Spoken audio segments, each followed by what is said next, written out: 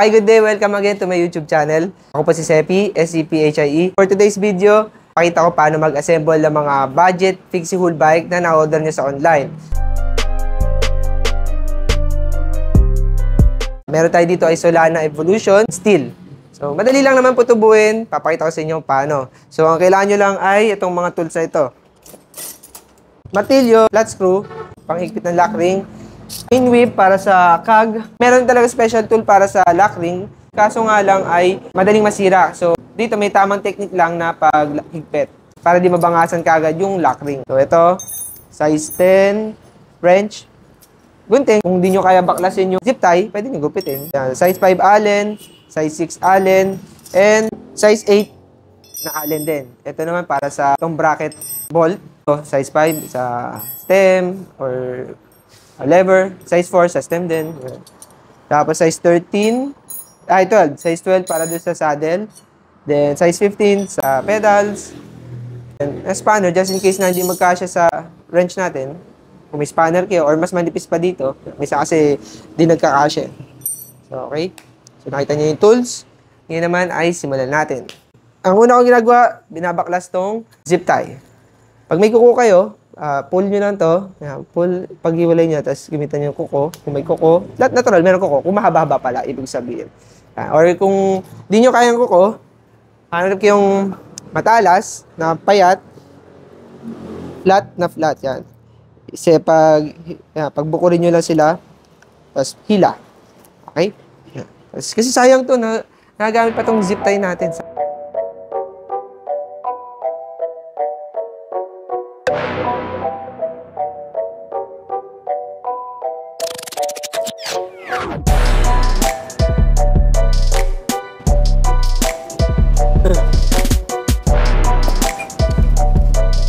Yung front wheel, tapos meron siyang drop bar, 25.4 ang kanyang sukat, then 42, I think 42 mm yung kanyang size ng drop bar.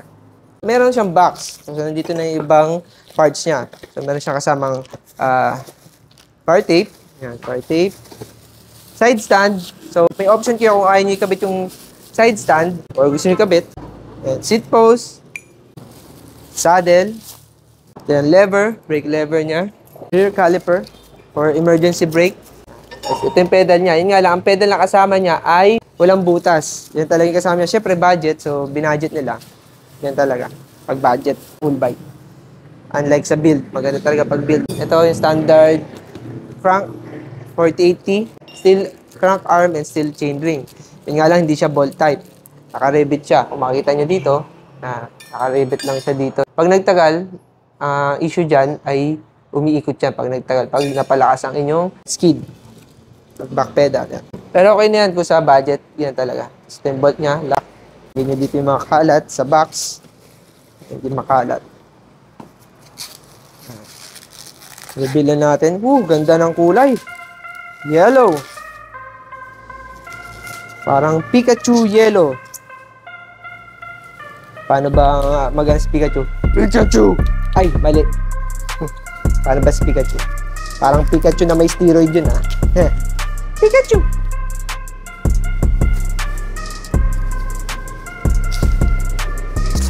Pwede nyo hilay-hilay lang yan. Magpapap na yung scotch tape niyan.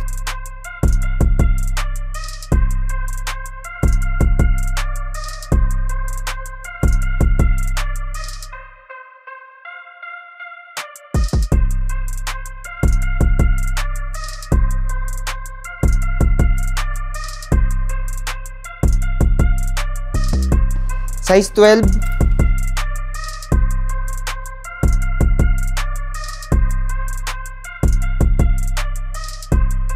Size 5 para dito sa stem.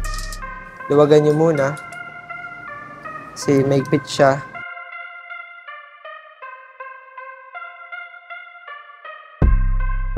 Check natin yung front tire niya. Tanggalin nyo lang itong cover.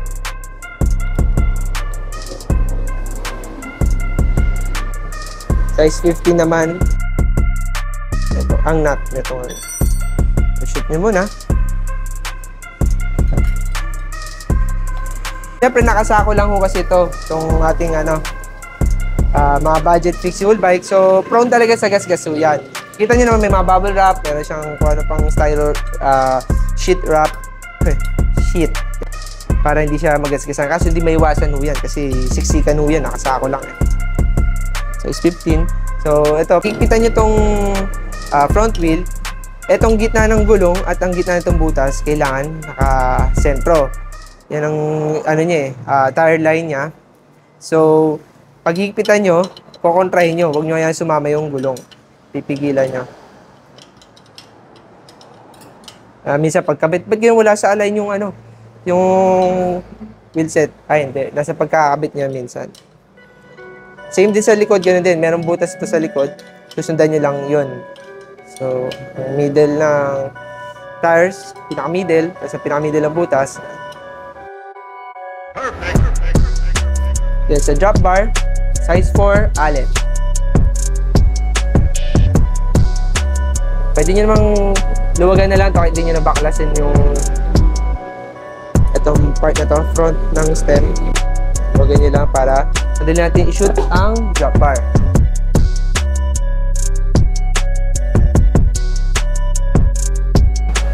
Sa pag-iigpit naman ng stem, pa-X. Una dito, sunod dito, sunod dito. Kasi pag dito lang kayo nag-focus, tuloy-tuloy sa kanya higpit ito, nakaangat yung part. Ngayon, pantay sila mag-iigpit ang mangyayari. Seat post, mahalaga, unahin nyo munang ikabit ang seat post at saddle. Kasi pag nalagay nyo kagad dito, wala yung saddle at nabitawan nyo, shoot yan dito. Minsan nag-i-stack, babaran nyo ng langis kung ano man, tapos babalik tayo yung frame. Best advice, para di kayo ma-perwisyo, kabit nyo muna yung saddle. Then ito ay size 14 pala, sorry. Size 14. Spanner na. Tip din pag higpitan yung saddle, dapat even sila. Kasi pag isang side lang kayo, ang pantig na nakausli dito yung thread. Salitan ng higpit. Size 5 Allen. Para sa seat clamp. Then, kabit natin yung crank. Madali lang naman yan. Yung shape ng square niya, shoot nyo lang. Basic, dahan-dahan lang. So, maganda rin dito sa Solan. Hindi nila kinakabit yung crank. Madali lang naman to ikabit. Size 8 na Allen. Maganda dito, walang masyadong gas-gas. Kasi nakasako sila, tapos magkakadikit. Yan.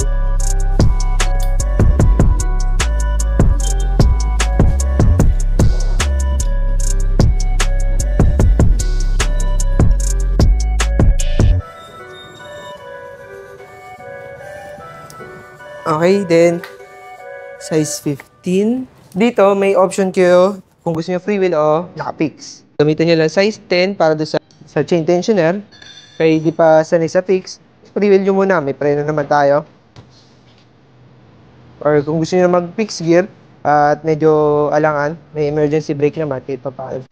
So, minsan, kailangan, kung fix na ikakabit nyo, minsan maluwag pa siya, yung cogs at yung lock ring. So, kailangan yung higpitan pa rin. Ginagamit na ito, chain whip, kung meron kayo, or lumang kadena. Ito nga nasira niya aking chain whip. Kaya may labor tayo sa mga nakikigamit ng tools. Hindi na lang tayo P. Kasi na, di biro ang tools. So,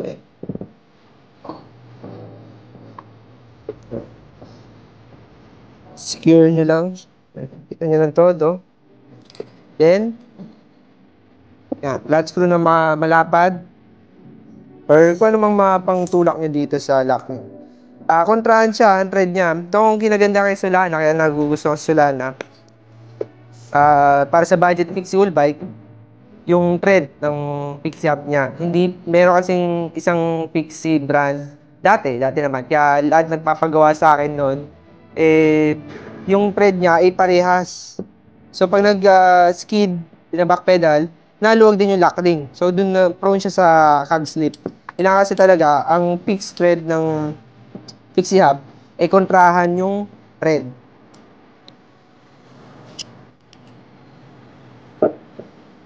So, ikpitan natin. Tap lang. Pagka tap sa, kabila naman. Kasi pag naka-focus lang kayo sa isang, yan, sa isang part na yan, prone siya sa mabangasan. Tulak-tulak lang. Okay? Kabila. Ikot-ikot ko.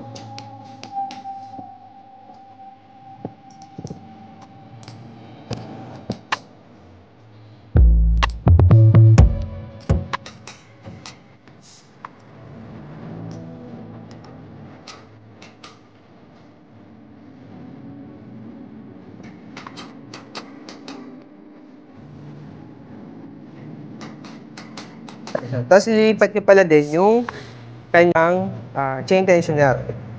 Lagay nyo sa may fix. Kung ano man ang gagamitin yung cog, 3-wheel or fix. So, importante rin yung curve niya. Naka-curve siya. So, ito kasi nasa loob itong washer na side. Tapos yung sa may thread, naka-usli siya itong curve na to palabas para sakto siya sa drop out ng frame ng fix niya.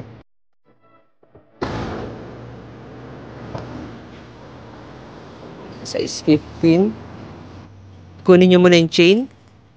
Kasi huwag nyo kakalimutan yung chain. Pag na-shoot nyo yung rear wheel set, tapos di nyo na ano yung chain, baklas ulit kayo.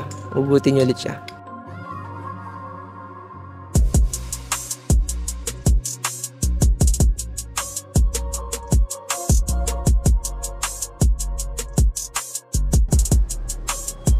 Gamitin nyo yung chain tension. Ingat pala kayo pag-higpitan nyo to kasi syempre budget ano siya, budget fixable bike.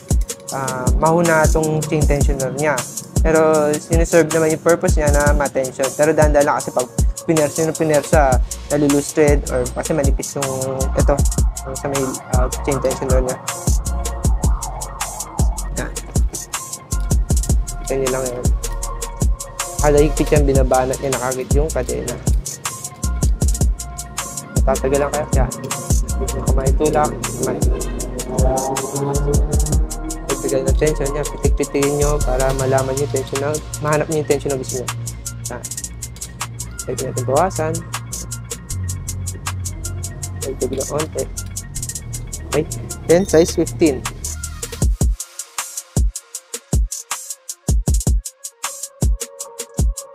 Sige, kita yan. Same din dito. Tulad turo kanina sa front tire. Ito yung gitna ng butas. So, pag higpitan nyo, kontrahan. Kontrahin nyo, huwag nyo yan sumama yung gulong para tuwid yung rear wheel set nyo. Yan, kita nyo, nakakanan siya dito.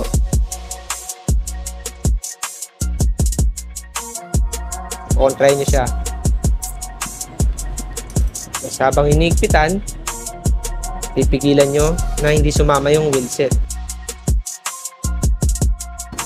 Then, sa caliper, may option kayo kung gusto nyo ikabit yung caliper para meron kang emergency brake.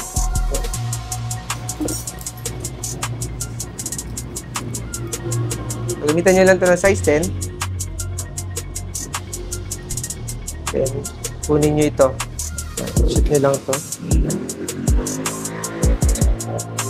Medyo may ano pa yung pintura niya. Makapal. May pintura sa loob ng butas. Dahil lang. Tap lang. Talagang may pintura sa loob eh.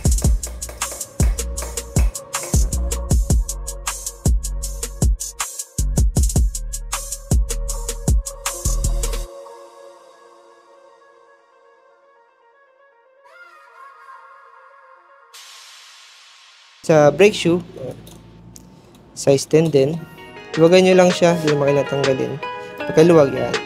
So, position nyo lang dito sa may rim brake line. Kita nyo. Basic na basic lang yan. Kaya nyo yan. Ngayon, bago nyo ikabit tong kable to, kailangan nyo muna hugutin to. Brake cable. Shoot nyo dito sa butas niyan. Ang brake cable niya pala ay pang road bike. Itong head ng brake cable niya.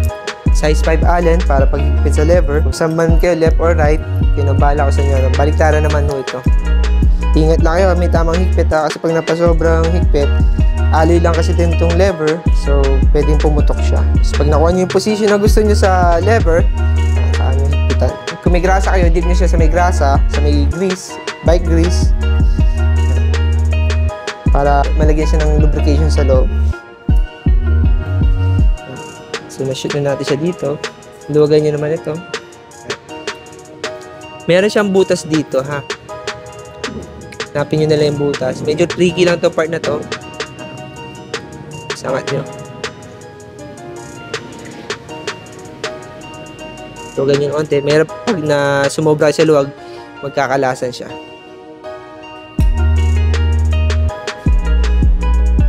Then, side stand. Kung gusto nyo may kapit yung side stand nyo, size 5 Allen key.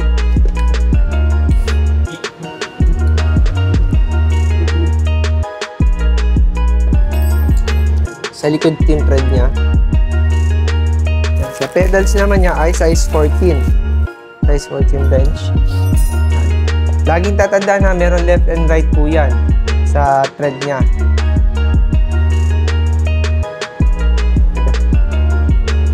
So, insert natin. So, ito ang right side niya. So, sa R. Put nyo lang ganyan.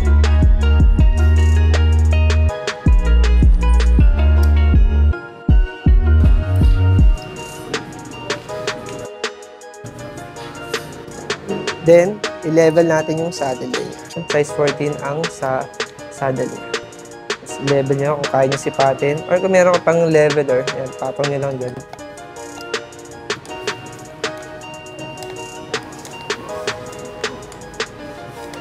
Mahalaga pag nagle-level, nakababa eh.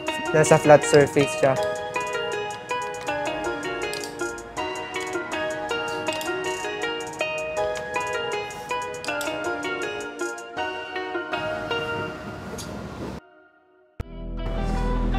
So, bar tape naman tayo. Ito naman, lalagyan ko ng electrical tape. Pero dito sa side na to, medyo bar natin. Dito, simula. Corner, yan, yung corner na to, sa kanong slot. So, taguin niya yung electrical. Tapos, yan, clean look siya. Kada balot, higpitan nyo. Kasi ordinary bar tape lang ito. Para magandang kapit. Wala siyang adhesive sa middle ng bar tape. Ito, sundan nyo itong curve na yan para ipatong dito. Yan.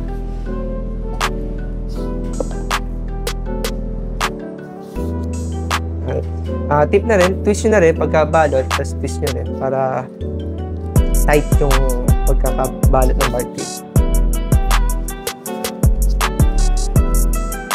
Kung naano kayo sa bar tape, na hirap pa kayo, syempre, meron kasing dalawang style ng pag-bar tape.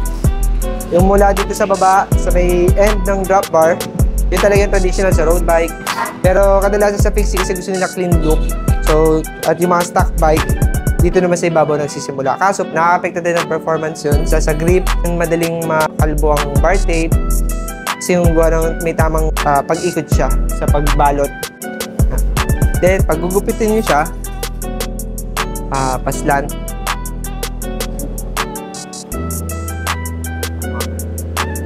Paslant na ano, mga ilang angle yan. 9, ano ko choose. Cut nyo siya pag ganyan. Huwag sobrang ano, mga 1 inch. Kasi pag sobrang haba, hirap isuksok eh. Pwede lang yung butas nito eh.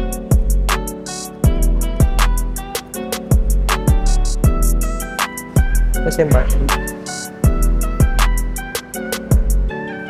Shoot nila yung bar end. Gamitan yung palad. Okay, then same sa kabila.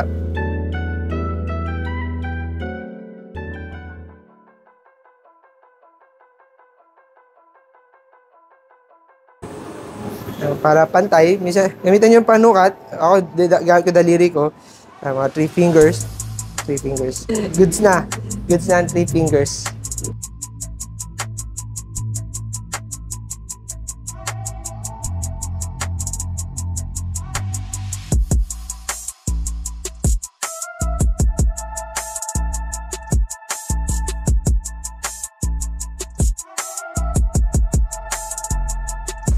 And dito, pag higpitan nyo to, lagi unang top cap ang higpit.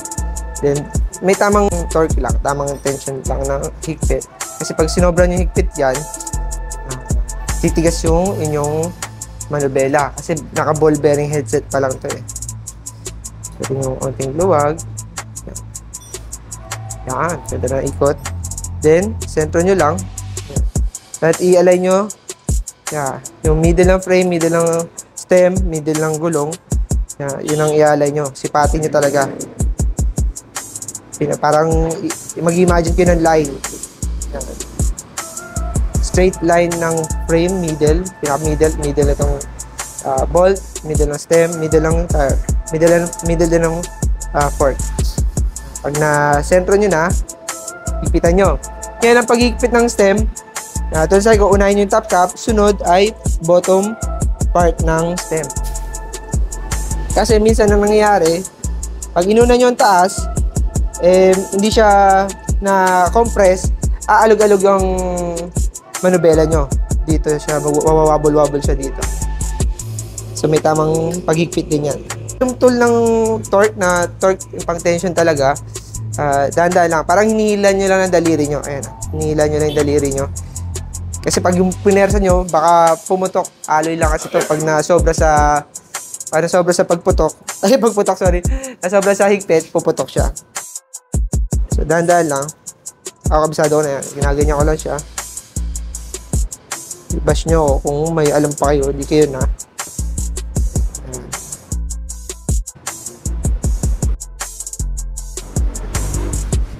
Dahan lang. Ayan, gitnang daliri sa magmamagaling. Kasi, oh. Joke lang. Dahan lang.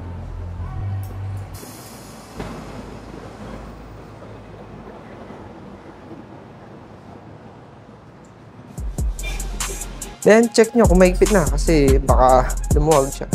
Okay? Ayan, sa stem, sa drop bar naman. So, kung anong gusto nyong sa drop bar, pero may tamang position din yan. Di po kasi maano sa bike fitting eh. Pero pag ako nagkaano ito, nil-level ko na lang siya.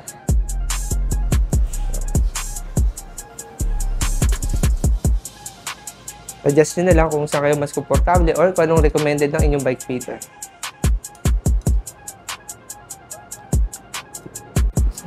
So yun, ito na ating finish assemble ng Budget Fixie full bike, ang Solana Evolution Steel. So wala siya kasamang pedal strap.